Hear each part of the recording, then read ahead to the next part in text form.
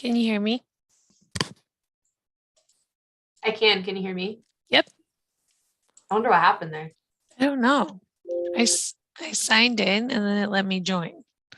But when I was trying to sign in previously, it was telling me that wasn't correct. Can you? Oh, there's a thing over me. Gosh, I feel like a dummy. Okay, we're all set. There you go. It's like, why can't you see me? But the slide was over the camera. Yes, I figured. Ridiculous. We're already on YouTube, right? Correct. Okay, cool. You did it. Good job. Did it. Sorry, I left me her number. She was like, if you need anything, call me. Oh, she did. That's nice. Was. She's so helpful. She is.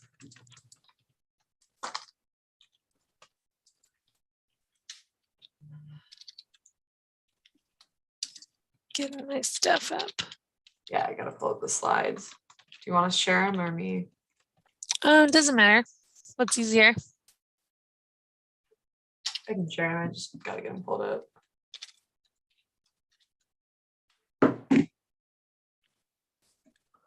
Oh no. What? I've been locked out of my account. Which one?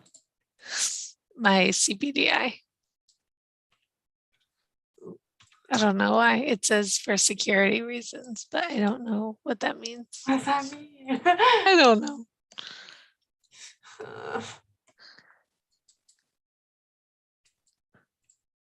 Soon we'll be in person and on Zoom. I feel like that'll be. Hopefully better. I think it will. Okay, I have the slides pulled up. Should be good to go. I put the link in for the paddleheads thing too. So. Oh, cool. Thanks. Yes. Oh, I can see us when I pulled up the agenda. Who's doing the land acknowledgement tonight? Paul. Oh, nice. Yep.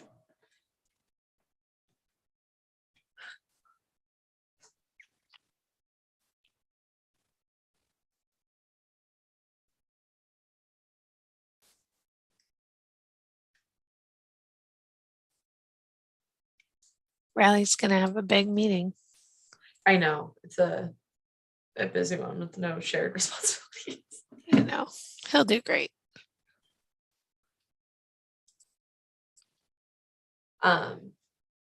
There's also suggestion given on the letter like 2 minutes ago. Oh, okay. And so I said, bring that up in the meeting. And then if you need Perfect. to postpone it, then that's fine. If not, whatever. So. That's great. Yep, that's the way to do it.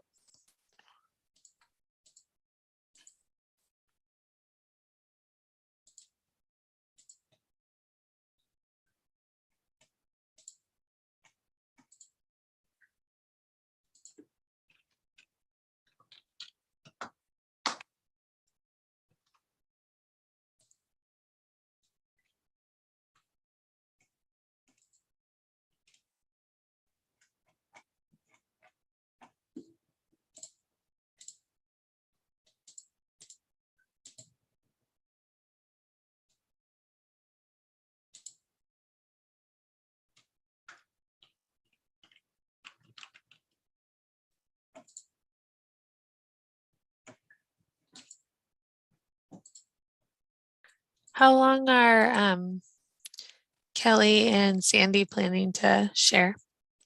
I think I gave them 35 minutes with Nice. 10 to 15 for comment. Because I thought there would be a lot of comment.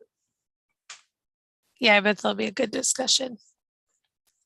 I have the letter pulled up on my screen now, the dissent letter or the approval letter. Can I like edit that live while being in the meeting? Yeah, you can. Didn't know if that was easier for everybody or not. Cool. Okay, I'm officially ready.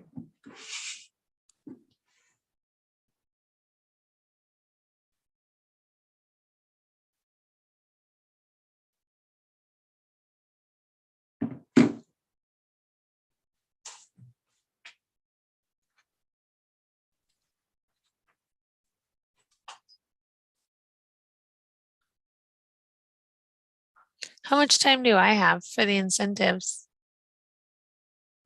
I think I gave you 10 minutes on that. Oh, that's not enough. Is it not? Okay. No way. Um, I'll just do my best. Yeah. How much time is there for the letter discussion? Let's see. 35.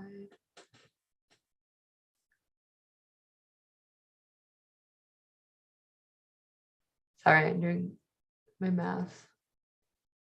I gave 20 minutes for the project letter. Okay. UM 35. Yeah. I guess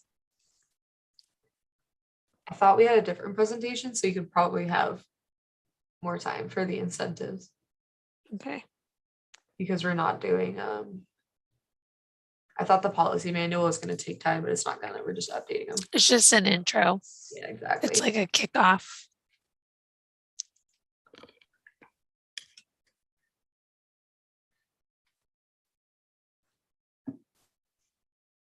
I can't get over the amount of like fruit stickers. Yeah, that's cool. Are those old parking meters? Uh, I have no clue. I don't think so. Or are they just like on the wall? Yeah, they're on the wall. They say something about energy. Oh, interesting. I'm just wondering if they're all Marty. That'd be great. Just an Maybe. apple every time she comes in. It might be. I'm gonna run and get more water. Okay. I'll be back before 6. Okay.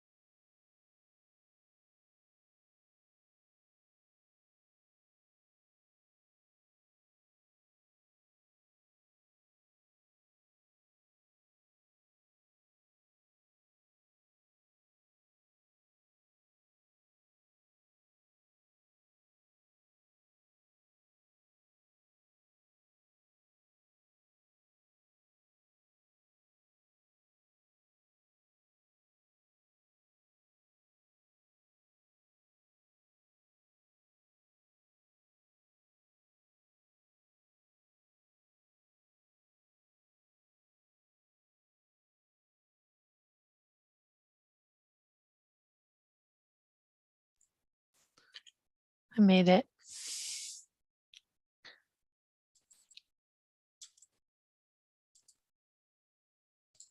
That's so weird. I just went onto the YouTube and it's like lagged. Oh, it does. I'll see myself saying this sentence in a few minutes. Interesting.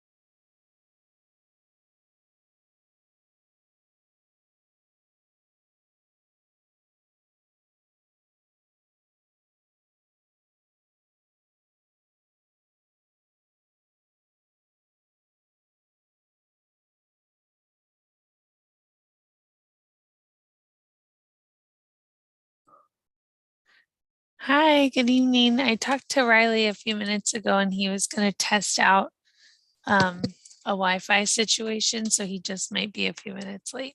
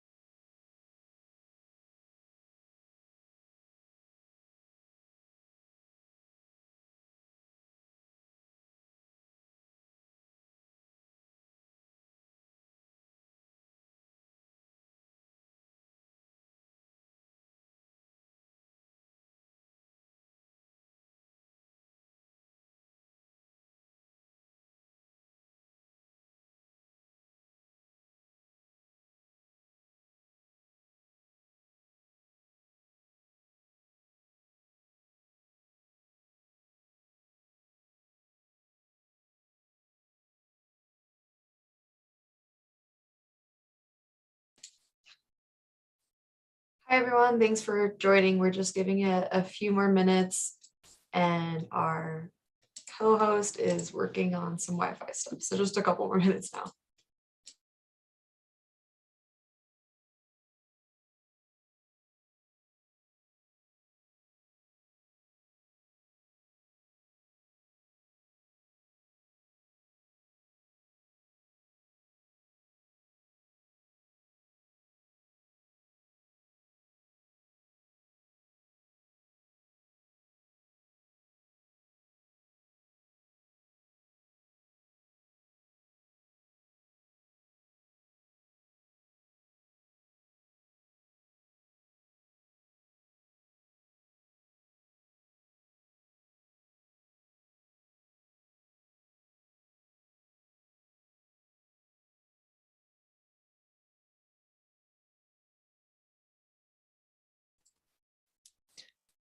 Zoom is updating on Riley's phone, so he'll be here in just a minute.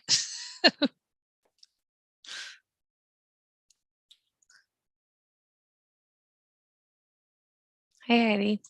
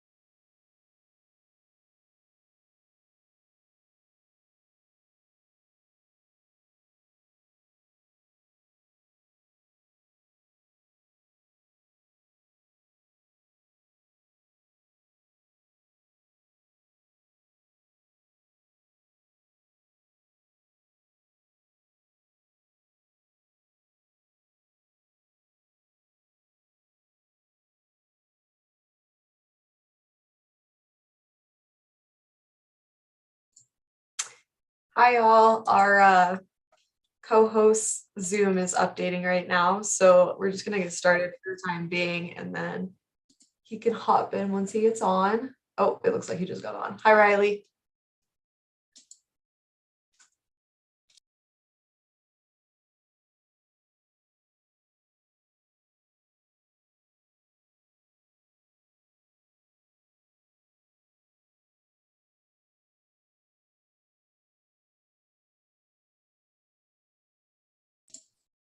All right, we'll keep going. Paul, would you like to start with our land acknowledgement? Happy to, thank you. We, as members of the housing system in Missoula, acknowledge that we are in the homelands of the Salish and Kalispel people. Today, we offer our respect for their history and culture, for their ancient and continuing presence in this landscape, and for the path they have shown us in caring for this place for the generations to come. Great, thanks, Paul. Until Riley hops on, I'll keep going. We can do committee introductions. So if everyone wants to share their name, pronouns, and then your role on the committee, that'd be awesome. I will start and then we can just popcorn from there. I'm Aubrey. I use she, her pronouns, and I am the Affordable Housing Trust Fund Coordinator. And then I'm going to call on Emily because she raised her hand. Thanks. I was going to welcome our two new members, Frank Reed and Elena Montervino, excuse me, who I don't think's on yet, but I just wanted to introduce them so that you know who they are and they can introduce themselves too, but in our introductions. And I'm Emily Harris Shares. I'm a housing policy specialist, and I use she, her pronouns. I'm a staff. So Frank, would you like to introduce yourself? Sure. Frank Reed. I use he and his. I've been interested in this for a long time. Most of my work now is with the Missoula Food Bank and Community Center, and also with working on clean water, which is also important. And I'm very interested in the interconnection between housing, food security, health, and a number of other infrastructure issues. So I'm looking forward to learning a lot, and just read all the minutes from your meetings over the last few days, and I'm excited.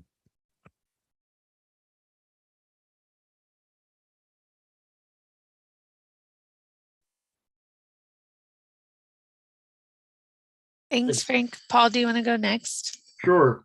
I'm Paul Herendeen. I use he, his pronouns. My role on the committee is to represent the financial sector, and my day job is with Clearwater Credit Union. See about Heidi. Thank you, Paul. Heidi West, she, her, and I'm the city council liaison. Let's see who hasn't gone yet. Will, how about you? Will Seaburn, community member, he, his. Lori, I don't know if you've gone yet. No, I'm my video is not working tonight for some reason, but I'm Lori Davidson. I'm the executive director of the Missoula Housing Authority. And I am I never remember what it's called, ex officio member of the board. So I am the executive director of the Housing Authority, is a member of the board by ordinance.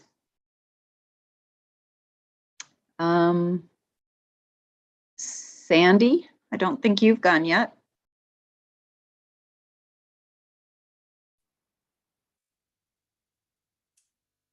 Good evening. I'm Sandy Curtis. I'm the Executive Director for UM Housing. I go by she, her, and I am one of your speakers tonight. Yeah. Nice to see you, Sandy. I haven't seen you in a long time. I wish I could say nice to see you, Lori, but nice to hear you. Yes.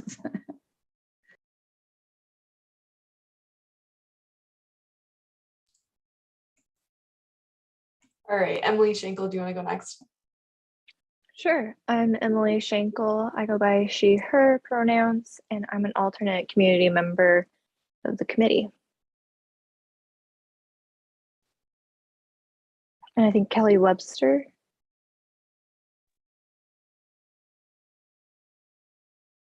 Hi, everybody. I'm Kelly Webster. I'm lucky to be Sandy's colleague. I'm the chief of staff at the University of Montana, and really pleased to be able to join all of you.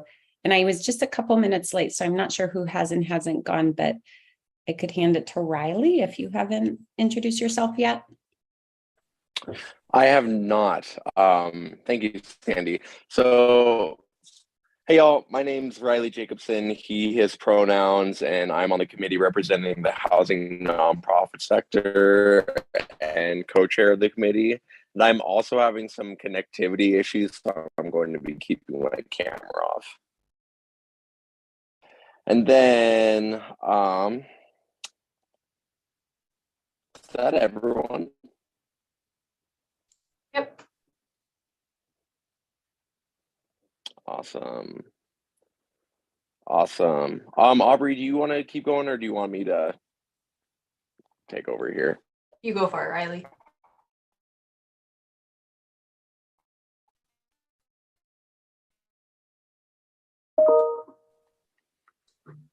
Okie dokie, I can do that. So there is a link webinar. I apologize if you're a dog.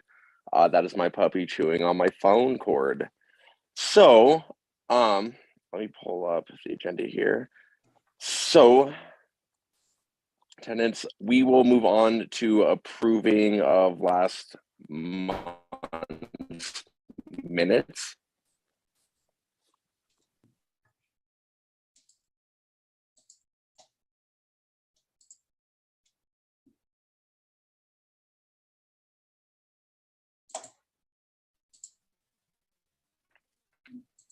Did I mute myself? I'm sorry.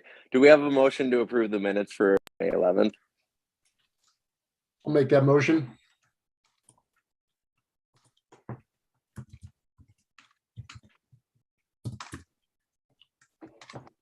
I'll second it. All right, all in favor of approving the minutes, say aye. Aye. Aye. Aye. Aye. Aye. All right. And so now we will move on to public comment. Is there anyone in the queue for public comment, Aubrey? There is no one in the queue for public comment. Okie dokes.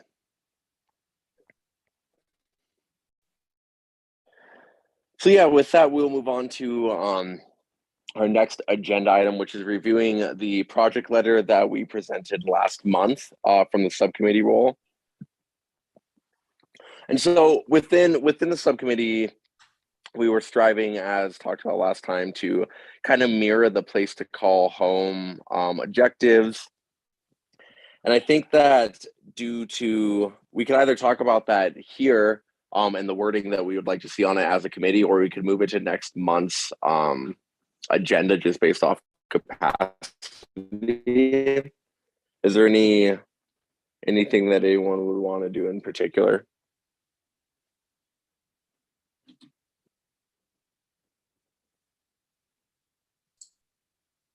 Go ahead, Lori. I think that one of the things we didn't complete a discussion on last month was whether it would be a majority of the committee that would need to approve this, or whether we needed it to be unanimous. Am I mistaken? Did we reach a conclusion last month? But I think I think the letter's fine. It's pretty brief and to the point, but also I think that those things are things we need to address before we put this into play. Paul, you have your hand up? I do, thanks. And I can't recall what we landed on last time. So at the risk of derailing the discussion, I mean, could we put some language in here and just say, like, if this is, say it's a majority vote to approve, if it's approved, and then if we could have like, assenting and dissenting in there if appropriate.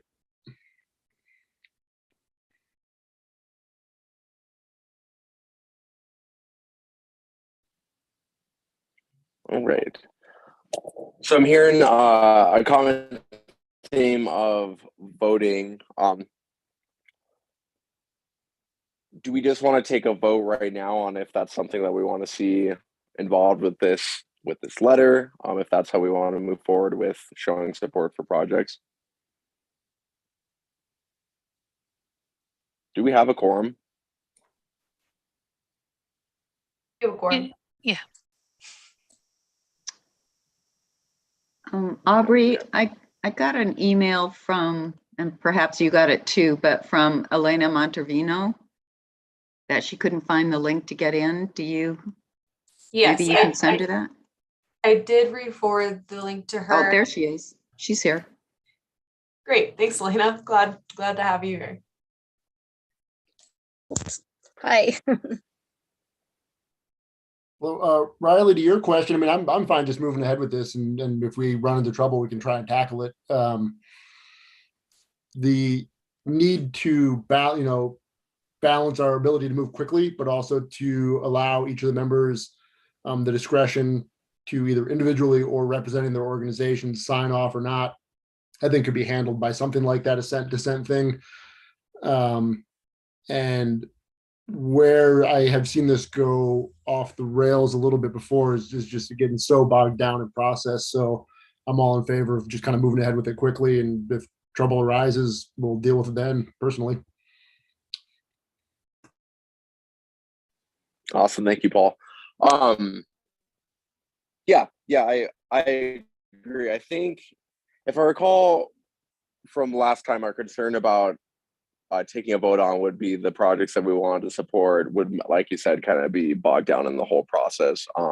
So whether or not that's something that we figure out a streamlined way to do that, I think that would be the best move forward. Paul?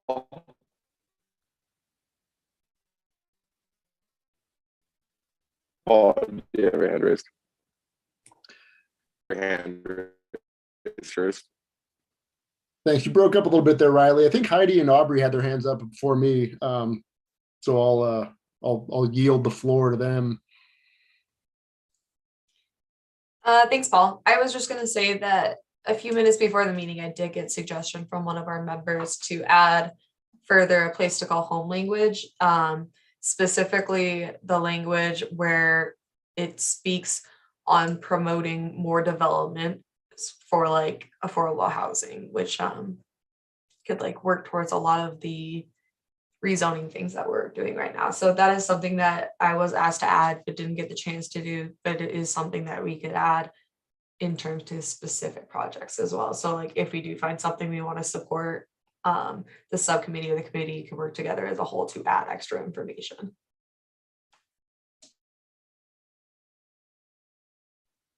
Heidi?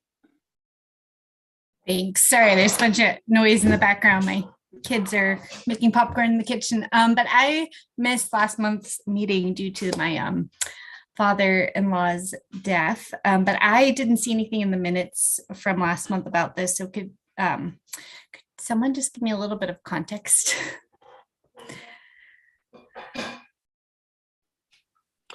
Sure.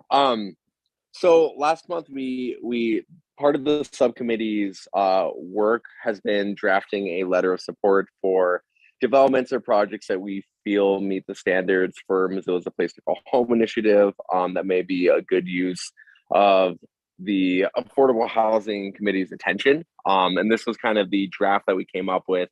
I think it was tabled because we wanted to get some more wording in there around A Place to Call Home. And then we are striving to figure out a good way to move forward with voting to make sure that like everyone on the committee had, or obviously with support and dissent, but that it was a majority of the committee was in support of it, rather than just a letter being sent out and folks not necessarily being in agreement with the projects that were being supported. Does that sound correct to everyone?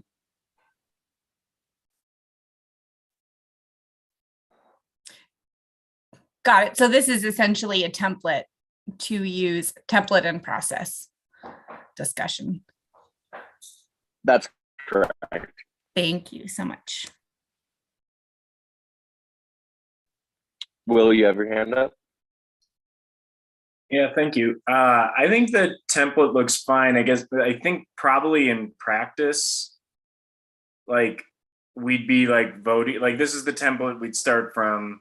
And in practice, we'd probably be like voting on the letter each time. So I don't know if we really need to vote on the template. Like, I think it looks pretty good. I think it's, and like, we'd probably just do something slightly different for each one, depending on the nature of the project. And then the only other thing I said is, I would think is, I don't know what I think we definitely should vote on it. I don't know if it needs to be unanimous. I don't know if we would ever want to consider something like a supermajority or something like that, just to make sure that like enough of the committee that's present is on board with it. I also, the voting record would be public, like on the city's website, whether or not that would actually need to be included in the letter, like who voted yes, who voted no. I don't know. I don't have a strong opinion, but I feel like that's all public record, and I wouldn't see a huge need to indicate that on the letter itself. Yeah, so I'm cool with the template. Imagine we will vote on each project as it comes up if we would do a letter.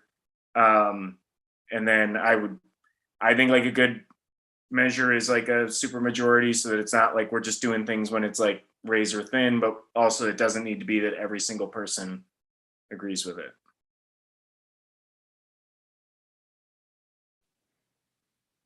Thank you, Will. Paul, you have your hand raised.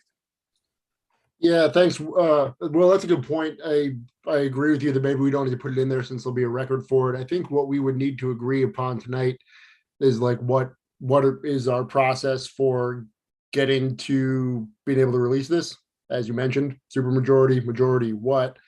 And I wonder if in our bylaws, I should know this, is there a provision for email votes in order to get this done quickly?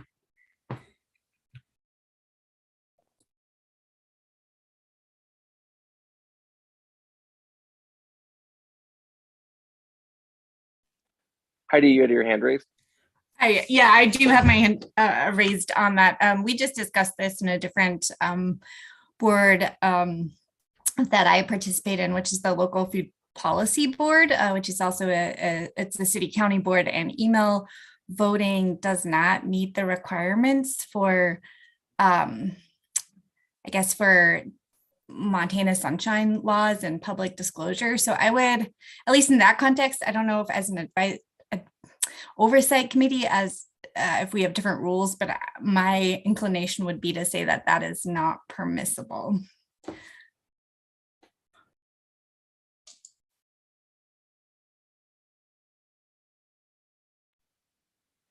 Thank you, Heidi.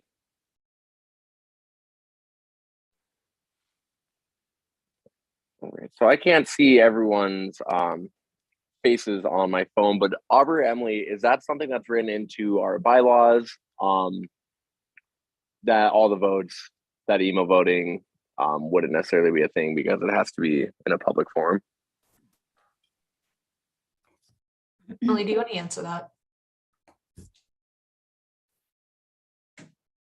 Yeah, we don't address it, and it's the same reason Heidi is stating right now with the sunshine laws. I'm just looking in our bylaws. It says that for like, although consensus is desired, it may be decided that only a simple majority is present for a meeting, and then each member is entitled to one vote. That's all you have around voting. So what I would recommend, can I make a recommendation? I would recommend that you also don't really have a well fleshed out section on subcommittees. So I would add both of those spaces, and Aubrey and I can support you with that. But I would recommend that you propose some new language around your process and voting, and then memorialize it in your bylaws once you finalize it. And we can help you with the administrative pieces of that.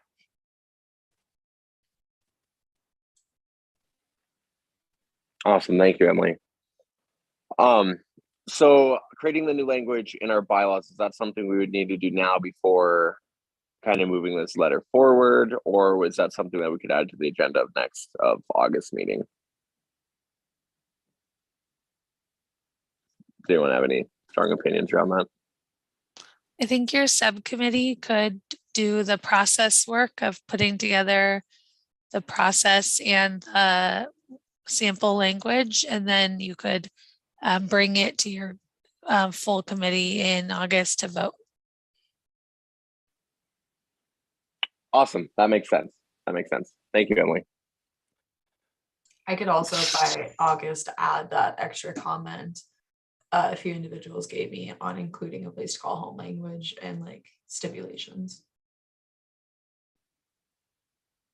Awesome. Thank you, Aubrey. So I guess at this juncture, to not get too hung up on the letter, do we just want to take a quick vote on the template itself, and then we can continue moving forward with the project letter?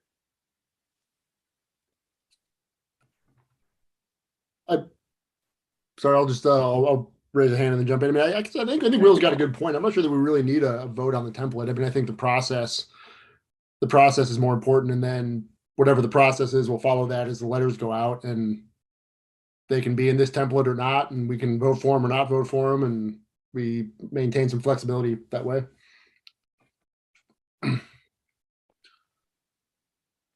Awesome. Thank you, Paul. So yeah, so we'll take this letter back to the subcommittee. We'll get those additional items added in, and then we'll get it added to the agenda for August about what the bylaws say and all that. So thank you, everyone, for that great discussion.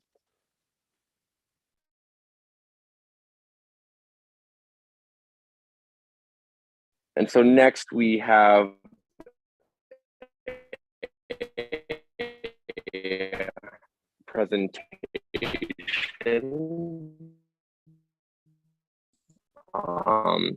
the housing overview and to the university. Riley, you lagged a little bit there, but I'm just going to step in for a second. Christine Liddick was not able to be present tonight, but she was the one who set this up completely and asked me to read a message as an introduction for this. So I'm just going to read that, and then I will hand it off to Sandy and Kelly. So Christine said, in our effort to understand housing needs for the Missoula community, we have invited representatives from University of Montana to join us this evening and bring us up to speed on enrollment numbers and housing conversations that are happening on campus. Kelly Webster, Chief of Staff for President Bodner at the University of Montana, met with Christine Liddick prior to last month's meeting. Christine presented a debrief of their conversation, which led to this invite and presentation. Thank you for joining us, Kelly. Sandy Curtis, Executive Director of Housing and Community Standards, joins Kelly today. Thank you for making time to be here with us, Sandy. We understand that there can be and continues to be misinformation about the availability of housing. We look forward to learning more and to continue updates on the campus and the Housing Resident Oversight Committee, as well as creating opportunities around innovative ways, and we can support each other through Missoula's housing needs, wants, and pressures. Okay, I will hand it off. I'm going to stop sharing my screen, and then you all can share your screen. Sandy, this is Kelly. I'm gonna let Sandy take the lead. I think, as most of you know, Sandy is our campus expert in housing and many other things as well, and oversees both our apartment complexes, which she'll run through here, as well as our on-campus, so our residence halls on campus. And I'm also here to answer some other questions about the homes that are on 5th and 6th Street, which are not overseen by Sandy and her team, but are overseen by the university. And just a real quick thank you to all of you for ceding some of your time to us. We want to be really good collaborators with all of you. So we were really grateful when Christine reached out. But Sandy, I will let you take the lead. Great, thanks, Kelly. Again, I'd echo what Kelly just had to say. Thanks so much for letting us come. Is my presentation up? Can you see it? All right, great, thank you. I'm not the best at screen sharing, so I just wanted to make sure that happened. So really, I would just like to start off a little bit by talking about, Housing provides safe, clean, healthy, and affordable living and learning facilities that foster inclusive community living environments for our students, staff, and faculty and guests here at the University of Montana. And we take our role in housing our students very seriously. And for some of us who have been in the housing field for quite some time, like myself, I'm just finishing up 35 years. I love our students, and I love what we do for our students. and how we help them to matriculate through the university and to reach their goals as they leave the institution. So I love talking about housing and what we do. So if you have questions as we finish up this presentation, I'm happy to have any discussions with you all. I want to talk about just a little bit about our 3 distinct areas that we have here on campus. Just a quick overview. Housing consists of 1.3 million square feet of space here on campus. And so about approximately 1/3 of the overall campus is housing between our apartments and our residence halls. And our residence halls that are here on campus, the Jesse, Turner, Knowles, Dunaway, Craig, Elrod, Panzer, Miller, and Aber Hall, as many of you might know, has moved to an administrative building. However, the years and the time of housing students in Aber is not over because we will have some students in Aber Hall this fall. And so I gave you just a really quick look at our residence hall occupancy history for the last few years. It has been very difficult to predict how many students we were going to have over the course of these past few years because of COVID. That has made it predicting much of what we think is going to happen for our residence halls much more difficult. Imagine living in a congregate setting when you have COVID. That makes it very difficult. But as you can see, our bed count for 2019 was at 1811 beds. And that's how much space and vacancy we had available in beds to fill in the residence halls. 2020, it was at 1667, and 21 at 1682. And I'll go into this year in just a moment, but as you can see, our space is occupied. We were at 1441, and we took a pretty dramatic drop when it looked when we moved into COVID. And then this past year, we actually saw a rebound of our numbers. We were pleased to see that we actually were able to house more students than what we had housed starting in the fall of 2019. Every student who has asked for a residence hall assignment during those years obviously received assignments, and we were happy to have them in our residence halls. Now in 2022, we have 1,622 beds online. Some of that has to do with our renovation processes that are happening here on campus. And I'll talk a little bit about those in just a few minutes. We've also have 170 spaces that we are using in Aber Hall to actually house some of our students over the course of this next academic year on floors 7 through 11. And then we've identified if we needed additional temporary spaces for students where they would be in lounges until we've gone through no-shows that may not show up at fall semester, and looking, those types of spaces are between anywhere from 70 to 102, depending on how many students are in those lounges. I'm going to move on to our Lewis and Clark Villages. Lewis and Clark Villages was actually, it's one of our latest and newest acquisitions here on campus. Lewis and Clark was built in 2004. And as you can see, we had for our last year for LCV, we've been trending in the 95 to 97% occupancy over the past 3 years. I will let you know that we had some quarantine and isolation spaces offline in both 2020 and 2021 in order to help students through COVID. And last year, as we started the semester, we only had 14 people on our wait list. LCV has a total of 462 spaces in 192 apartments that range from anywhere from 2 to 3 bedrooms. The unique aspect of LCV for our students is they're actually able to rent their space by the bedroom. So if they're in a 3-bedroom apartment and one of their roommates leaves, they are not responsible for having to cover that person's rent. We rent to each one of those students individually. Now I'll go on to University Villages. We have 565 total apartments, ranging from anywhere from studio apartments to 4-bedroom apartments. We have very few 4 bedrooms, probably less than 5 that are in our Craighead-Sisson area, but it is one of the options that we've had. Anytime that we take a snapshot of occupancy, it's a snapshot of that time that we take that occupancy.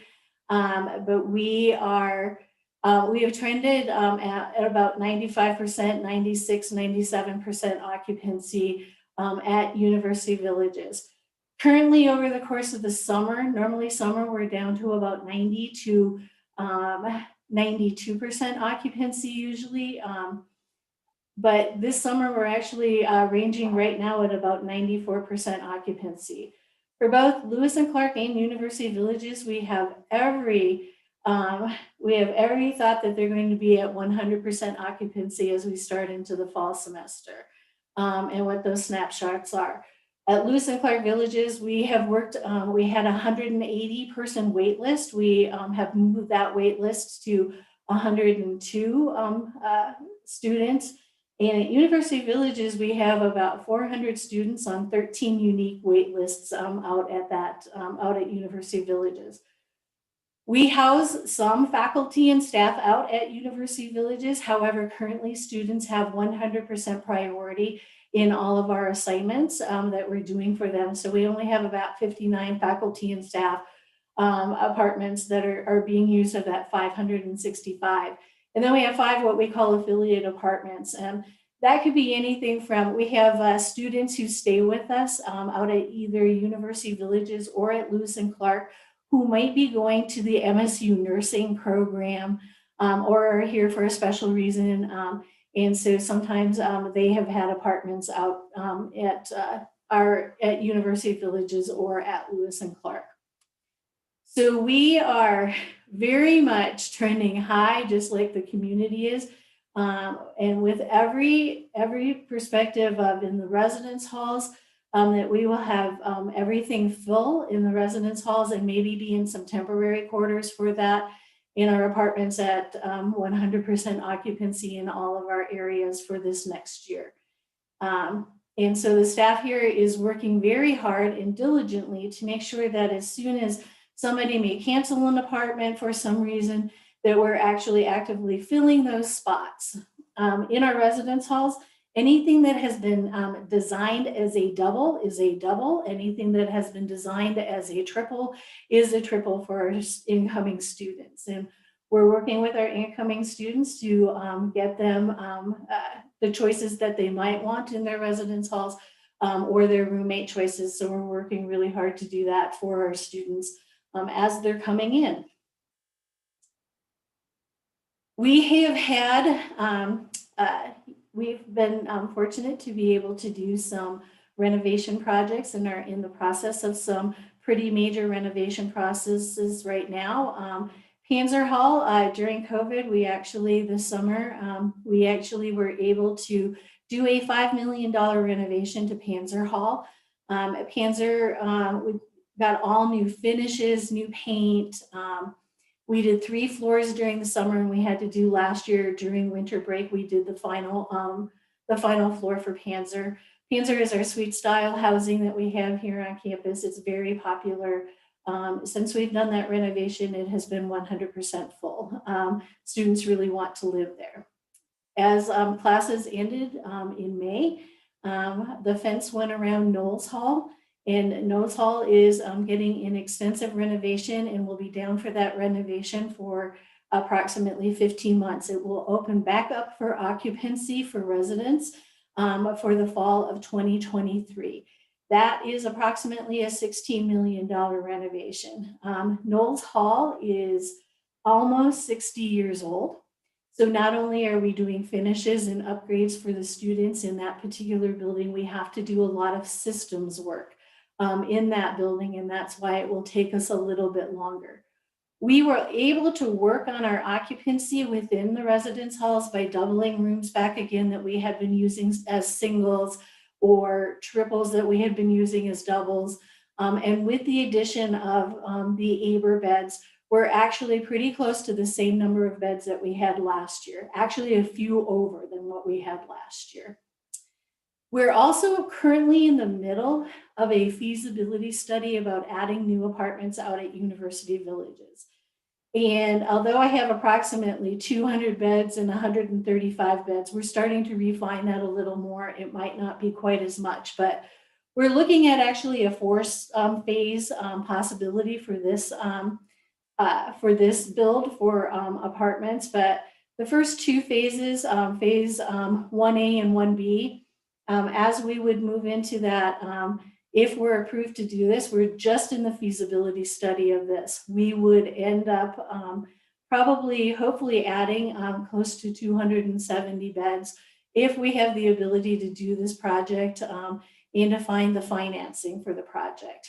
And then possibly we're talking about a new residence hall at some point on campus also. We would build a new residence hall before we took any of our current stock offline, so that we can't, so that we still had enough space and time to actually house the rest of our residents.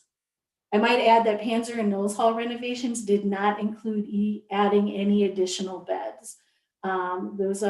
We thought about, we wanted to be able to do that for Knowles Hall, but with the cost of construction, that made it impossible for us to be able to do that. So no new beds for those ones, but the apartment one we would, and as if we bring on a new residence hall at some point online, that would be additional beds also. So I know that the community has been used to our residence halls and other areas here on campus not being always 100% full while we had the decline in enrollment. And again, what I would tell you is that University Villages and LCV have always been full. It has been our residence halls where we have not had as much occupancy. That has swiftly changed from last year to this year. And again, we are working as hard and diligently as we possibly can to get as many students in and to help them so that they can be successful here at the University of Montana. So Sandy, I will go ahead, Kelly. Sandy, I wanted to add one thing, just kind of that you were making me think of. One thing that we've been thinking a lot about. It's inconvenient when certain residence halls like Panzer and Knowles are taken offline because of the need of renovations. At the University of Montana, our age of plant ratio, so for our infrastructure, these state-owned buildings, they're on average 30% older than these buildings on other campuses across the MUS. And so, but one of the things to kind of put a fine point on, an important point that Sandy made, is that we wanted to be able to continue to accommodate any student who wanted to live on campus. And so Sandy referenced sort of the difference between configured capacity in a residence hall versus designed capacity. So maybe in the past, we may have been, let's say, full in a residence hall, but maybe we only had one student in a room that could accommodate two students. And Sandy's team has done an amazing job of getting all of those residence hall rooms back to the designed capacity. So no longer renting or providing a single when the room can actually accommodate more than one student.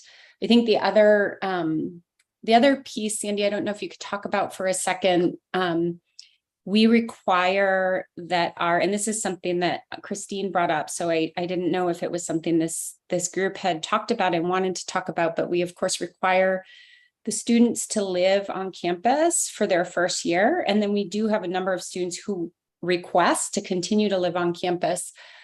We know it's good for the community for students to continue to live on request to live on campus, because it takes some of that pressure off of the searching for rentals in the community. And I think these renovations are a really important part of that, to keep these residence halls attractive enough that the students do in fact want to stay.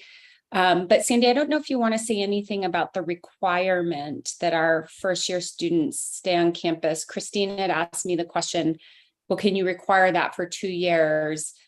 that would require us really to double the capacity that we have to be able to house students. But it was a really good question because it's an easy way to begin to take some pressure off of the demand in the community. But Sandy, do you want to say something about that real quickly? Sure, absolutely. Thank you, Kelly. Yes, we do have a requirement that all first-year students live on campus. There are processes for them to get certain exemptions, and that is mainly living with family here in town. So if they're a local student, or if there is some sort of a health reason that precludes them from living in the residence halls, they can get that exception.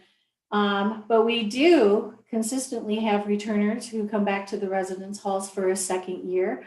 Last year, at this time, we had approximately 199 applications from returners. This year, we currently have 366 applications from returners for just the residence halls. I'm not talking at all about University Villages or Lewis and Clark Villages. So we are working, as we've talked about, to accommodate as many of our students as possible. And this year, we're seeing that pretty remarkable increase for our returning students. The other piece that I'll add just for context, and I'm sorry we did not get these into the slides because we didn't have enough time before they needed to be posted for public purposes, but I certainly can send Aubrey you this information if it needs to be posted. But we do, of course, also own 20 houses for a total of plus 16 apartments for a total of, I think it's 36 units on 5th and 6th Street. And those are managed not by Sandy's team, but rather through a property manager in-house through our operations and finance. And I asked them for some information that sort of aligns with the information that Sandy is providing here. So that houses 94 beds. Of course, we don't, for those apartments and houses, we don't rent it out by the bedroom, but rather by the unit. So those 20 houses and 16 apartments are rented out by the unit. The average over the past 3 years is that they've been 92 to 94% occupied, most of them students. So 24 of them are student units. We have a few employee units. I think there's just 4 of them. Some are used as offices. So we actually have Montana Public Radio has an office in one of those buildings, and we're actually looking to move those. It's only a few of those houses, move those onto space on campus so that we can rent those houses out to students. And then we do use 4 of them for visiting faculty. So as faculty and scholars visit campus for a year at a time, they rent those homes there. So that's an additional part of our capacity that we have on campus, in addition to the traditional residence halls and apartments that Sandy has shared with the group. But we fully understand that the housing crisis, and it obviously is a crisis, is something that the university can't solve, the city can't solve by itself. We have to solve together. So we are really eager to be partners with this group and with others to try to understand how we can together figure out ways to take some pressure off the rental and housing situation in Missoula. And part of that is, as Sandy said, ensuring that we are very quickly, as there's turnover in the residence halls as well as in the apartments, that we are moving people into those as quickly as possible. Sandy, just one clarification on the wait lists, because it's sort of bewildering and mind-blowing when we think about having 400 people on a wait list. Some of those students are on more than one wait list. Is that right? Well, actually, that's the unique number, Kelly, that I just gave. But think about this. We have 13 wait lists out there, as I said, because we have different stock in all 3 of our areas, from Toole Village to Elliott Village to Craighead and Sisson. And so if you divide that 400 by those 13 wait lists, we have approximately 35 to 38 people on each one of those wait lists, if you want to look at it that way. Some stock, such as like studio apartments in 1 bedroom, sometimes are a little bit more popular right now because they don't have to have a roommate. So I think we have to look at it that way. Thanks, Sandy. We would be happy to answer any questions or entertain any discussion or come back and meet with this group later. So I don't know how much time there is on the agenda, but we certainly are happy to answer questions that the group might have. Paul, you have your hand raised? I do. Thank you. Sandy and Kelly, thank you both for coming and presenting that. Really helpful and really interesting. I think the first thing I'd want to say is just a quick comment, which is that speaking personally, certainly really appreciate everything that the university brings to Missoula. And in terms of framing, I've never thought about this as how can we reduce competition between the university and the community. Never even crossed my mind. My concerns are how can we ensure that the university has access to enough housing to be successful. So I would want to frame it that way. How can we work together to have a diverse range of housing options to help the university grow and continue to be an asset for the community? So along those lines, I mean, it's great to hear that you have a lot of housing available for at least first-year undergraduates. And I wonder, just in general, kind of what percentage of students live on campus and off campus out of the undergraduate population. And then again, speaking personally, I mean, my concerns are really, what can we do to ensure that there's enough housing for undergraduates, and then particularly for graduate students and faculty increasingly, how can we ensure that there is sufficient housing for those groups as well?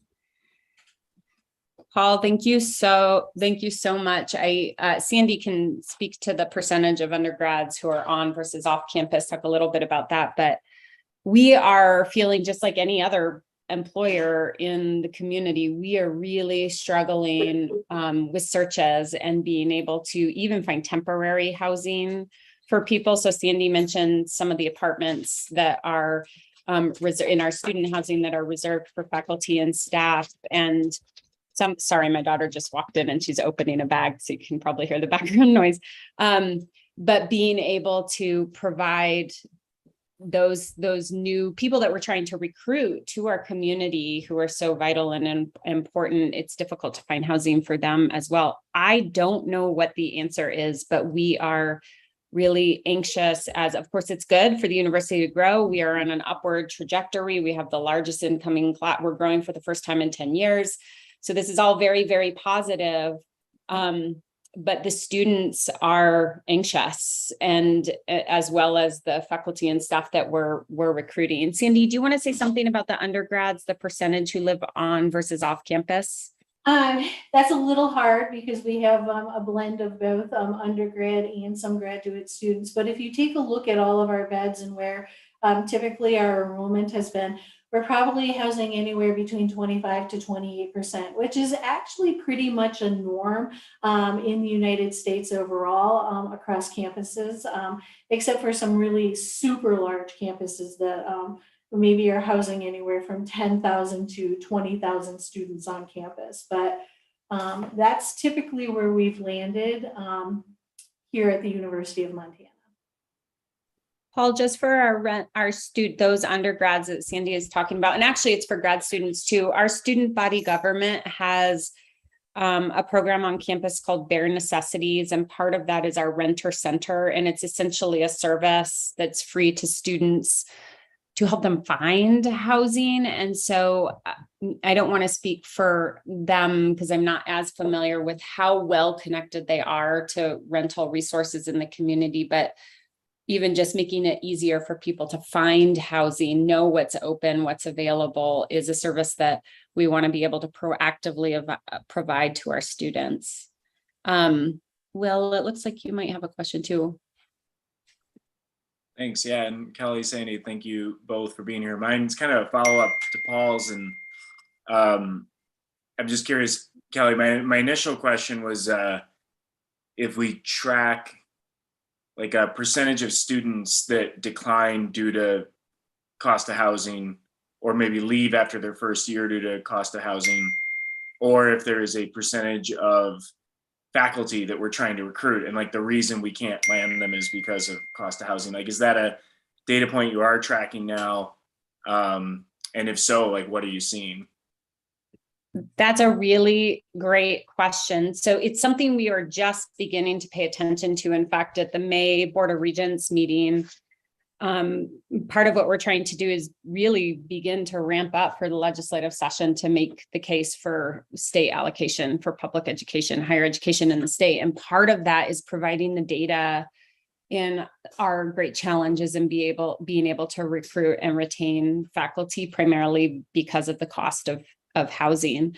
With students, Sandy, I don't think so. When we're recruiting a new class of students, we're tracking who we yield and the students who are admitted, right? So students are admitted, and then yielding is when they actually commit and they're going to be coming to the university. And we're tracking on a daily basis how many of those students make their housing deposit, how many students finalize. To my knowledge, I don't think we track whether those students are electing not, because we don't traditionally hear from them, the students who elect not to come to the university. Is it because of the housing? I would say for our out-of-state students, our tuition is a ridiculous deal. I mean, it's wonderful because it's so affordable for those out-of-state students. In fact, it's less expensive to come to the University of Montana as a student from California than it is to go in-state. And so for many of those families and students, housing isn't such an issue for them. Like, they're not necessarily choosing not to come because of the cost of housing. Yet at the same time, the institution is committed first to serving Montana residents. And so we do not want to become an institution that is hyper-focused on non-resident students at the expense of our resident student population. So when we think about this, I think part of it is making sure that our students who are from Montana are able to afford to come to the institution and find a place to live. Because again, many of the students who are coming from out of state they and their families have the resources to be able to pay for housing. Now, inventory is a whole nother issue, right? That impacts everyone, whether you have the resources or not. Sandy, do you have anything you want to add to that or correct me? Sandy is our much more expert than me in this.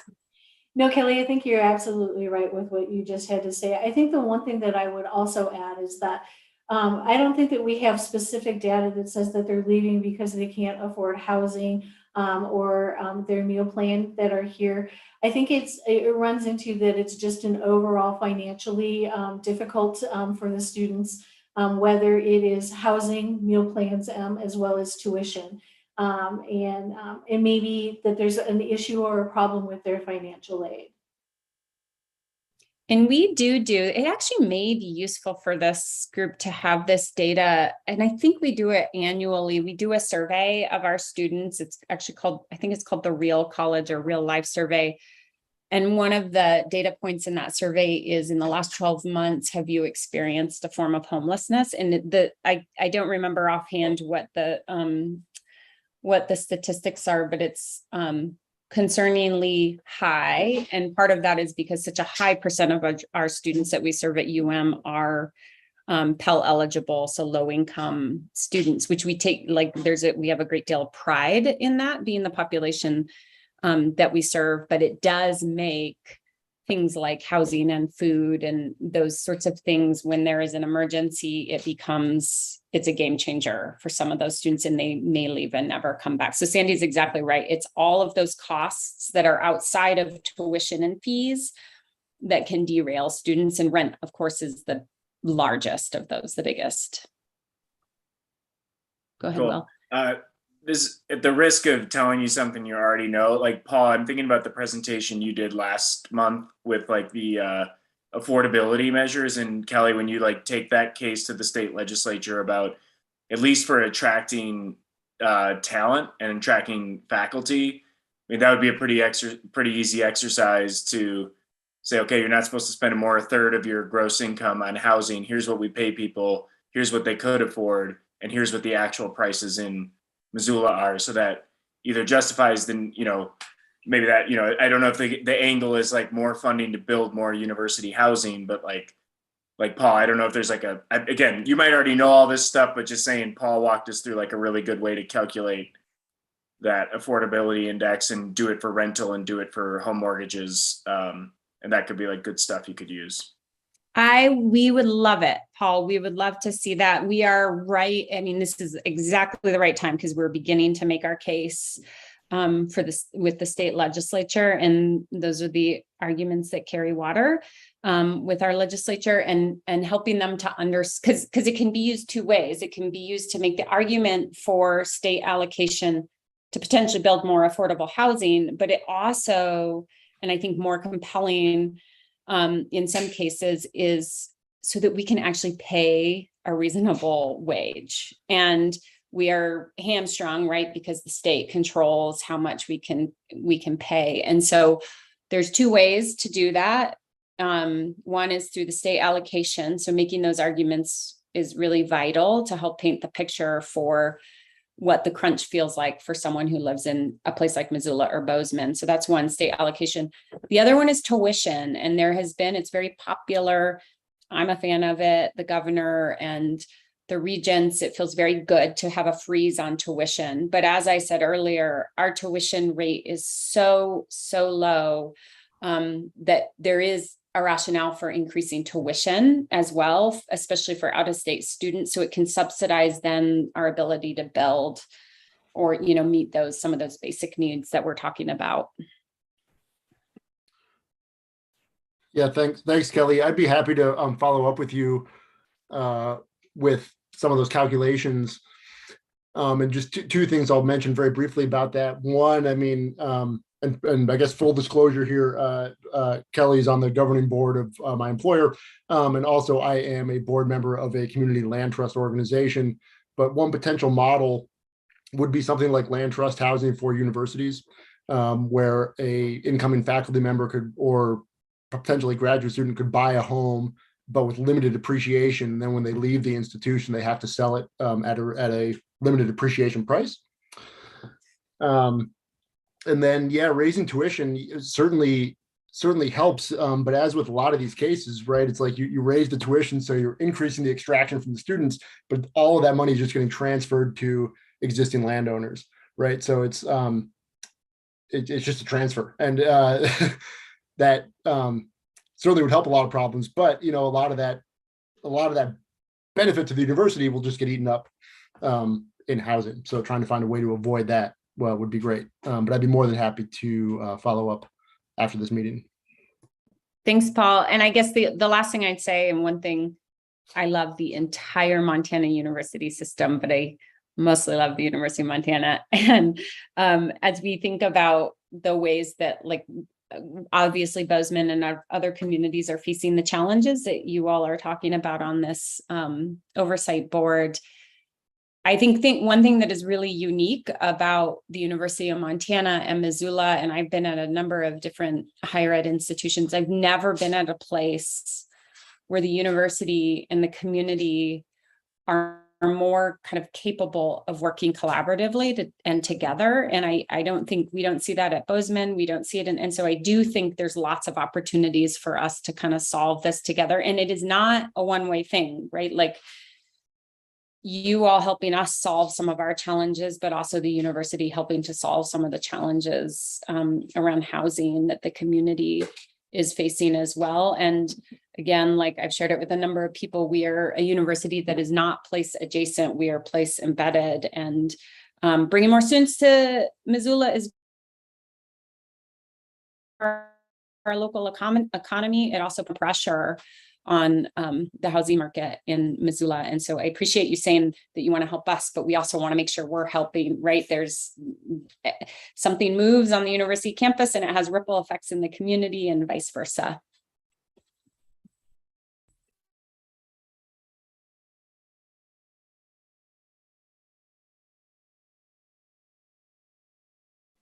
Awesome. Are there any other questions?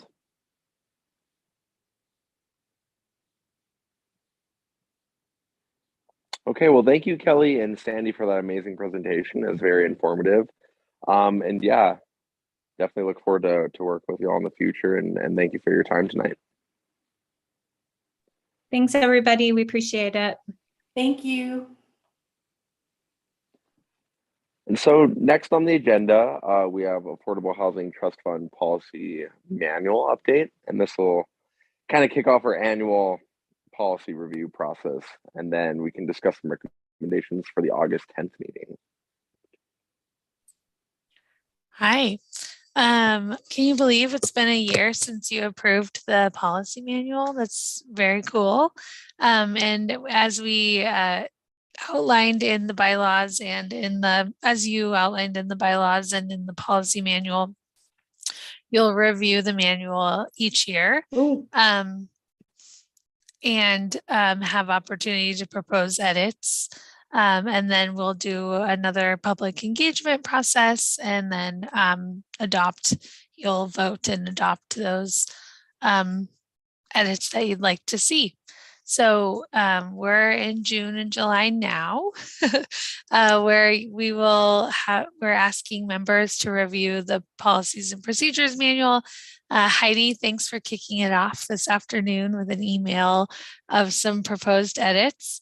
I will work with people one-on-one to make sure, Aubrey and I will both work with you to make sure that the edits that you're proposing are captured correctly. And we'll also let you know if we have some recommendation or boundary that's different than that.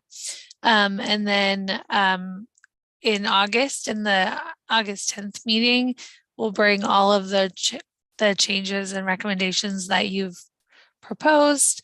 The reason there's a gap in there is you don't have a July meeting. So we'll do that in the August meeting, and then the goal is that you'll get to a finalized spot, like a last draft kind of space. We'll put that up for public comment on Engage Missoula and have time for the community to react. And then we'll bring the public comment back to you in September. And then the goal would be to finalize that manual in September. And that will help us keep moving forward in the administration, both of contracts and of award making. So that is kind of the cycle that we're going to use this year. Heidi, do you have your hand? I do. I just wanted to point out that our August meeting is smack dab in the middle of the Missoula County Fair. And so I don't know if that's something that is going to be a conflict for anyone but me, but I will definitely not be here because we have a bunch of 4-H projects that we will be working on that week. All right, we can take that into advisement. Thanks. That's a good point. Maybe we should have canceled August instead of July. But we'll figure it out. We'll talk through it and figure that out. And then I wanted to just flag too that we will send I'm doing a quick review again of things that I'm proposing, and then I'll send that track changes version to you all probably in the next week or so with a document that you can use to track your comments and recommendations, and then we'll go from there. Are there any questions about the process? Okay, cool.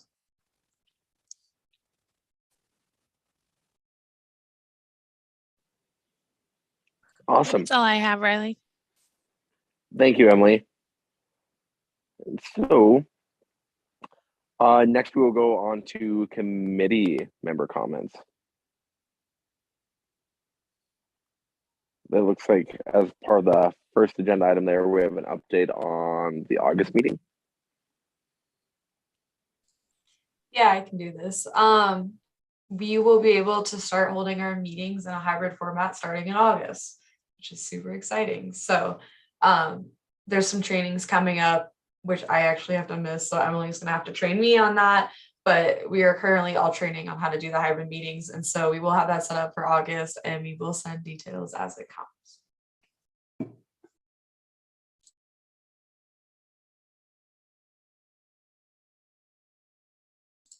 Thank you, Aubrey.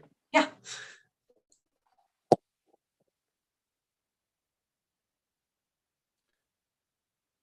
Oh, I don't know if I lagged there. Do you want to go into the next item on the agenda, which is the paddleheads update? Yeah, I can do that as It well. looks like Heidi has her hand raised too. Oh, is it from last? Okay. So we officially got the link to sell our Paddleheads tickets. 50% of those tickets will go to the Affordable Housing Trust Fund. And then at the end of the season, the Paddleheads will match that, what we made 100%. So we get all that money back. So that's great. We're also going to be doing 50-50 raffle ticket sales on July 21st and August 2nd. I did send out a volunteer link. We have one person signed up to help next Tuesday. If you want to come, you can just let me know. If you just want to stop by and say hi or help out for a little bit, that's great too. But the link is available, and we would love if you could share that with as many people as you know. So we're really excited about it. We are hoping to get something signed by some of the teammates to raffle off as well. Like, a lot of cool incentive stuff, and we're excited to get to see what the community has to say about the trust fund and educate a little bit. So yeah, feel free to email me if you do want to be involved at all though.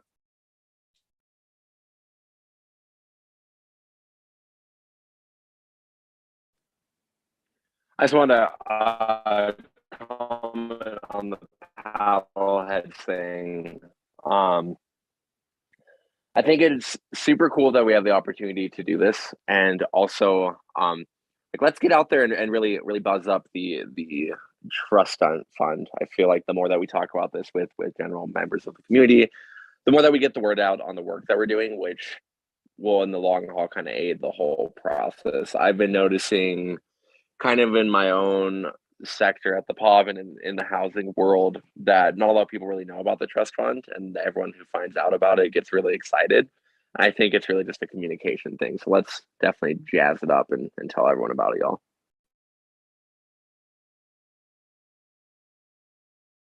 And now we have a membership update. Aubrey, did you want to do that as well, or did you want me to? Go for it, Riley. Okay, I will do my best with my laggy Zoom connection here. So yeah, we have 2 new members on the committee here. So let's welcome Frank Reed and Elena Monteverno, Frank is our alternate, Elena is our community member, and then Will and Emily are also being reappointed, which is super exciting because we get to continue seeing their awesome smiley faces and doing this work together. Riley, do you want to share the other 2 updates? Yes, for sure. So we did have 2 resignations over the past month. Laura Bird has stepped down. She's got an awesome new promotion at work and is going to be diving deeper into that work. And then Katie Carlson also stepped down. So we will be opening those positions up for application. And in the meantime, we will probably be having a nice little pool for the chair position. If anyone is interested, kind of think about it. And we can revisit that in August. And so our next, sorry. Oh, I was going to say, Emily, correct me if I'm wrong, but if anyone is interested in being the chair, you can go ahead and email me, and then we could propose those and then vote on them in August, hopefully. Yep. Email you and Riley. Great. Thank you, Emily and Aubrey. So our next awesome agenda item is a presentation from Emily on the incentive work she's been doing. Emily, you have the floor. Thanks. I'm bringing an update on the voluntary incentives work, which is a named strategy in the A Place to Call Home housing policy. And Heidi, I'm recognizing that you have to hear basically everything I do twice. So I apologize for that. But as I mentioned, the voluntary incentives work is a identified strategy in the Place to Call Home housing policy. And we've been working in the last 10 months or so on thinking through the right level of investment and return to request. And we partnered on a feasibility analysis that I'm going to walk through. And I just wanted to provide some context to other parts of our work that will inform and influence development and affordable housing, or housing that people can afford. And I'm trying to change my language to really talk about income restricted housing, because our goal is for everyone's housing to be affordable to them and within their 30% of their income. So yeah, Ari, do you want to go to the next one? Thanks. So as I mentioned, I always do this, I jump ahead, but this is just an overview of the main 4 strategies of a place to call home that have multiple actions and activities under those. And those are to track and analyze progress for continuous improvement, align and leverage existing funding resources to support housing. That's where the trust funds activity falls under. And then reducing barriers and promoting access to affordable homes. That's where the incentives work comes in. And then also partnering to create and preserve affordable homes, which is also where the incentives work comes in as well. So as I mentioned, the goals of an incentive program or voluntary incentive program are to reduce barriers to new supply and promote access to housing that people can afford, to offer incentives that align to new housing development and meet the pricing levels that would otherwise not be achieved by the current market rate housing developments, and then also to align with the larger community land use goals around infill and mobility, to distribute housing that's income restricted equitably across the city. So we contracted with Design Workshop, which is a firm out of Colorado, to conduct an incentives feasibility analysis. And we did that because we heard some feedback from the community about concern of providing more enticement or incentive to developers than we were receiving in return. And so we wanted to really understand what the right threshold or offer for housing incentives is in conjunction with what we would be getting back in terms of number of units or the length of time that we're reserving that as affordable, and also maybe the kind of easement or restriction that we place on that development so that we can protect its affordability. So we learned a lot through that process. Design Workshop conducted interviews with local developers. They reviewed local cost pro formas and market needs. They brainstormed incentives to test and then those were really informed by our local context. We looked at 13 proposed development incentives with them, and they created a financial model pro forma so that we could test the impact of those proposed incentives. They also created a development impact analysis memo that I believe was attached to your agenda, which really outlined what I'm going through tonight. And then we also kind of in addition to this work have started to explore climate action incentives. And we reviewed a bunch of recommendations we received from community partners that Lee Ratterman, one of our climate action specialists, pulled together. And then we also are working on right now just figuring out how we would implement those. We're exploring whether those are whether the right space for those is in like a incentive, or if the right space is maybe in the points process in the application. So we're just exploring the right spaces to put that. So the design workshop came up with really 3 main areas for recommendations of types of incentives that we could offer. And those are funding-based incentives, which include impact fee subsidization, so paying a developer's impact fee, utility infrastructure subsidization, helping connect to utilities or other infrastructure, which can be pretty costly and can be a helpful partnership to provide in that way. Also then next is development allowance incentives. That includes the incentives that we already have in Title 20 code, which include the parking reduction allowance and the density allowance. And then land-based incentives, which are the cost, subsidizing the cost of land, and then also providing space through a right-of-way vacation. So this is a hard to read chart, but it was included in the memo, and it really just kind of outlines the type of incentive we would offer and the kind of category it falls within, and then what we would receive in exchange for the incentive, and also the kind of easement or deed restriction that we would use, and how long they propose we would keep that type of housing affordable. So the kind of general process that they used and that they recommended to us is that the lower cost investment would have a lower or less restrictive easement or a lower period of affordability. And that could just help us kind of get things going, and also have lots of different projects going at once based on kind of different entry points that developers could pick from based on their ability.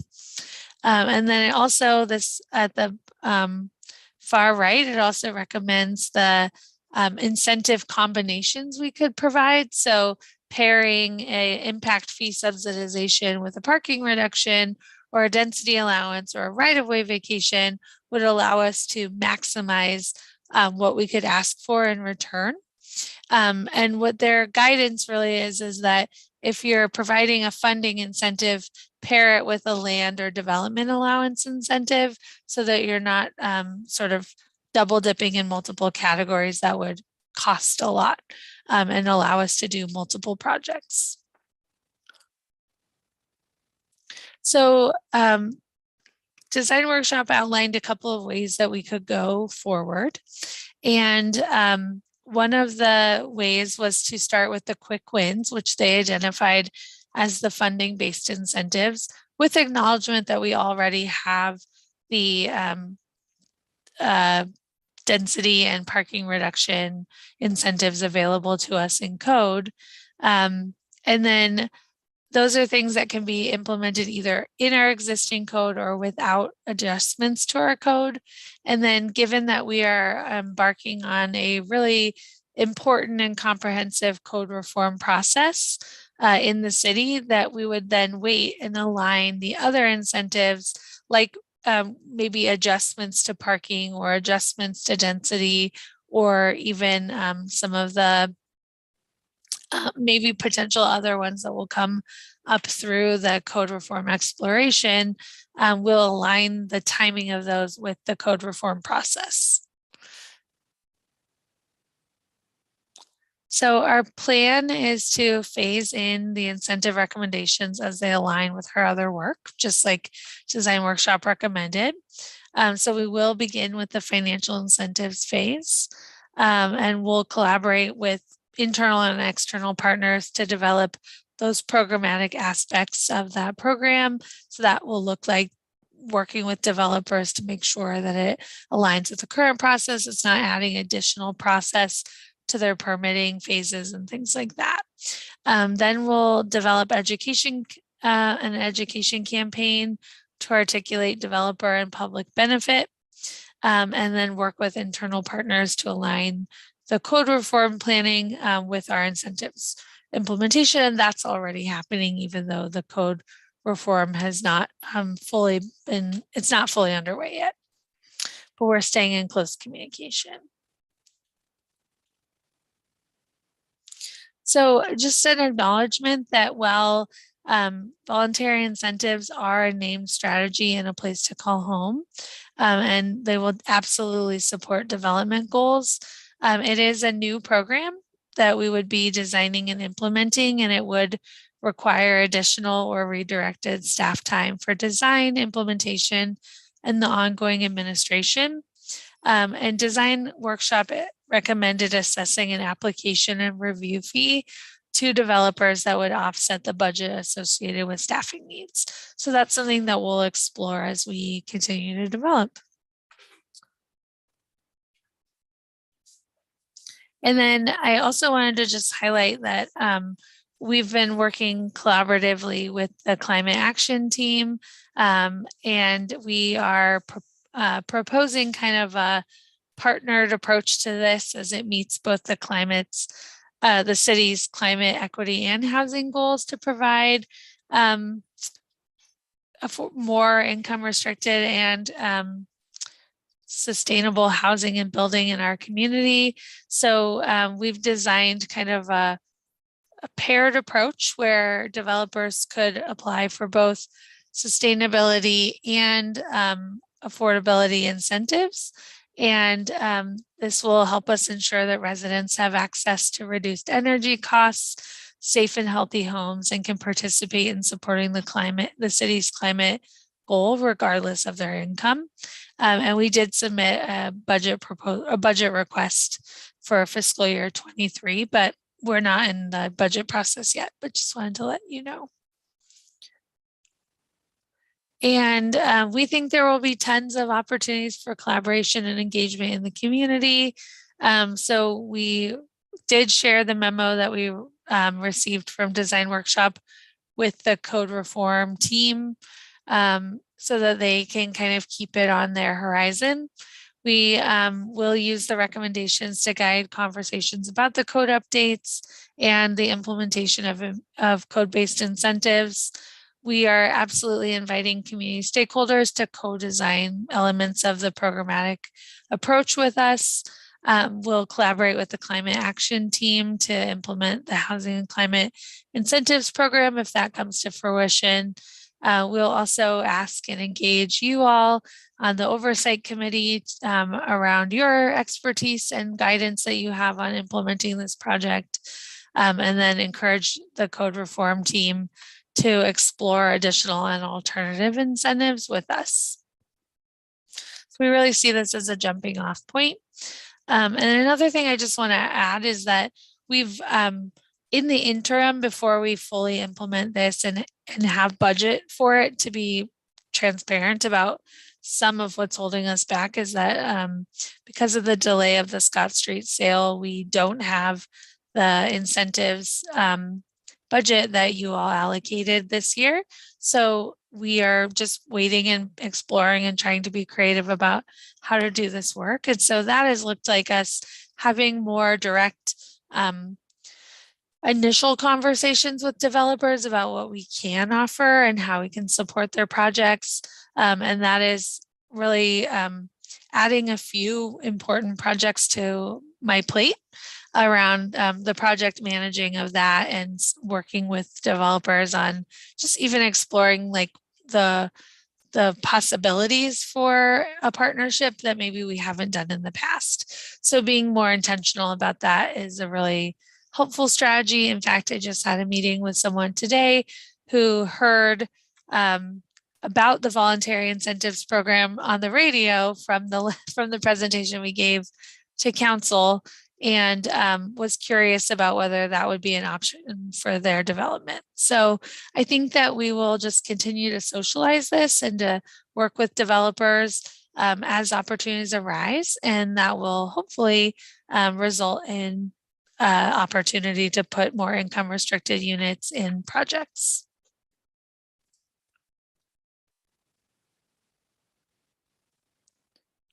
I don't know if I have anything else, Aubrey. Nope.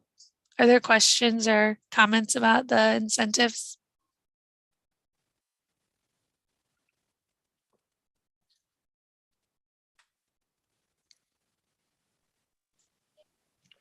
All righty. Thank you for the presentation, Emily. Elena, you came off mute. Do you have something? Oh, yeah, actually, I was wondering about this incentive program. Is this just for new developers or all property owners, old and new? That's such a good question. I think we envision that for the majority of the incentives that we would provide through like land or building, or those are just kind of naturally most likely going to be for new projects or maybe renovations that might either preserve or bring in a project to affordability or some income restriction. But we are thinking about how to pair the climate incentives with existing buildings and with existing properties as well. So I hope that it will just continue to evolve. And I think that's also a place where the code reform exploration could be a really great place to think about incentives that would support existing buildings. Yeah, the reason why I ask is I have personal experience with housing owners, property owners needing to have upgrades to keep up with rising rent costs, you know, within the area. And from you know, an owner's perspective, I get that on the business sense. On the other side of it, I just feel like if they need the extra funds to, you know, put into their buildings, and say they needed to connect one of their properties to the city sewer, right? And one of them wasn't. Would this be an opportunity for a property owner to perhaps get some sort of incentive and maybe get their foot in the door for other affordable housing incentives while they're getting that assistance? Yeah, I think so. I think that it's situational, but I think the utility connection could be a really great space to utilize with existing buildings, or maybe upgrades that they need or something to stay in compliance. I think that those could be opportunities.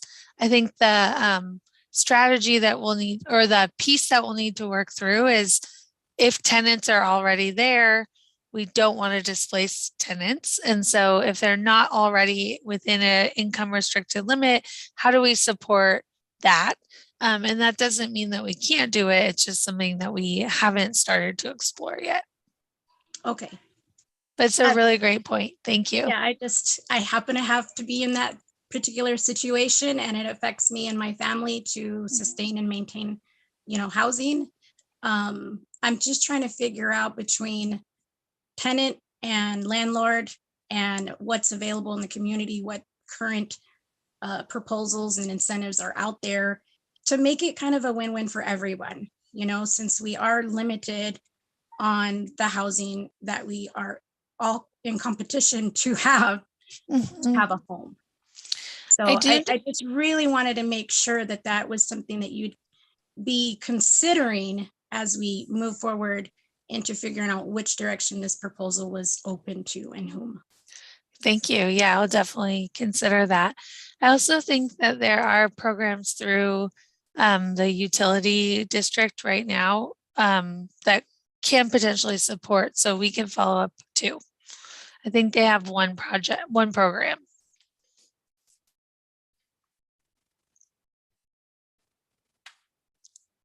That's a great comment. Thank you. Are there any other questions for Emily?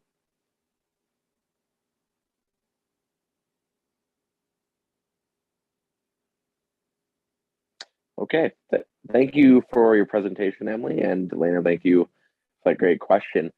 So we will move forward to the last item on our agenda, which is just kind of going over the next meeting, which will be in August, August 10th, 6 to 8 p.m., and it'll be a hybrid meeting. Emily and Aubrey, do we have a space where folks can go if they're wanting to go in person yet?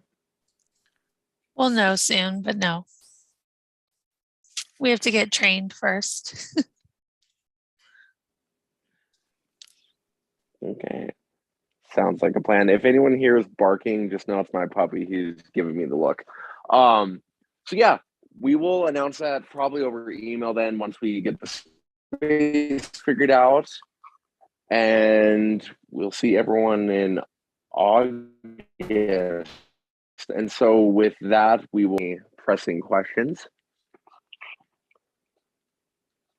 All right. Emily, were you saying something? Okay.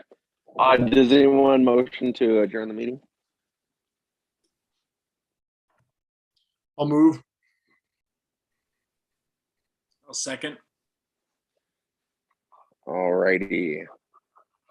Is that something that we're supposed to be taking a vote on? I don't know. Bear with me, y'all. Anyways, me and my votes. So yeah, we will see everyone in August. Thank you so much for showing up tonight, y'all, and we'll continue pressing forward to a great affordable housing solution for the community of Missoula. Thanks, everyone.